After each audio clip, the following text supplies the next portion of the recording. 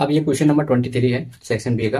The sum of the first 12th term of an AP is 900 if the first term is 20 find the common difference and 12th term. तो यहाँ पे क्या करना है, दिया क्या हुआ है और निकालना है उसको सबसे पहले देख लेते हैं। यहाँ पे दिया हुआ है सम ऑफ फर्स्ट 12 टर्म। देखो सम को एस एस से लिखते हैं, तो एस 12 कितना दिया है 900। एस 12 हमारा कितना दिया है 900। और हमको क्या दिया होगा फर्स्ट फर्स्ट टर्म कितना दिया हुआ है, यानी फर्स्ट टर्म यानी ए कितना दिया हुआ है 20। फर्स्ट टर्म को किससे लिखते हैं ए से लिखते हैं। और हमें निकालना क्या है, हमें कॉमन डिफरेंस निकालना है यानी सी डी कॉमन डिफरेंस निकालना है। और 12th टर्म यानी टी 12 कहो या ए 12, यानी ये चीज हमको निकालनी है। ये चीज हमको नहीं पता, ये चीज हमको निकालनी है। तो क्या करेंगे, देखो एस 12 अब फॉर्मूला लगाएंगे सम का। तो एस एन बराबर क्या होता है n by two, two a plus n minus one into d is equal to क्या होता है 900। ये दिया हुआ है पहले से। तो यहाँ पे जो एन की वैल्यू है वो कितना है 12, क्योंकि एस एन होता है ना, तो एस एन एन की जगह पे क्या है 12।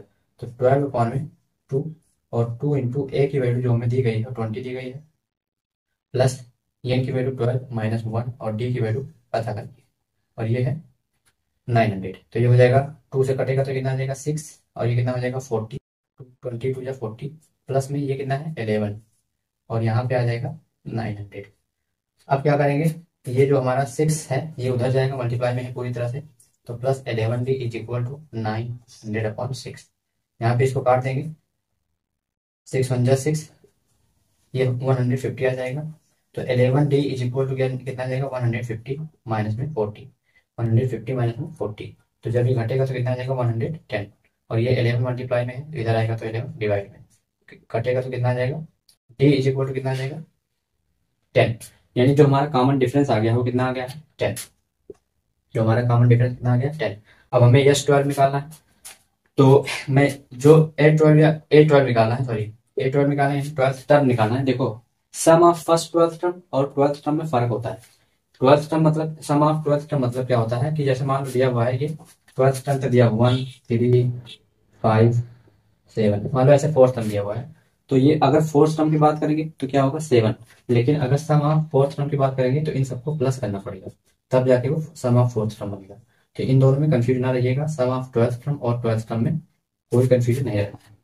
मैं आपको ये बता दूं कि जो अगर हम मान लो कि A1 पूछ रहा है तो इसको ए से लिखते हैं, A2 पूछता है तो किससे लिखते हैं ए प्लस डी से लिखते हैं, यानी 2 में से एक कम करके डी लिखते हैं। अगर A3 पूछता है तो ए प्लस 2D लिखते हैं, 3 में से एक कम करके 2D आ गया। ऐसे अगर A12 की बात करा है तो क्या लिखेंगे ए प्लस और 12 में से एक कम करके 11D लिखेंगे। अब यहाँ पे ए की वैल्यू हमको कितनी दी गई है 20, प्लस 11 और डी की वैल्यू कितनी आई है 10। तो 20 प्लस में 110 ऐड करेंगे तो 130। तो हमारा A12 जो होगा यानी वो कितना होगा 12th टर्म कितना होगा 130। तो इस तरह से ये क्वेश्चन भी आपको लग जाएगा आसानी से।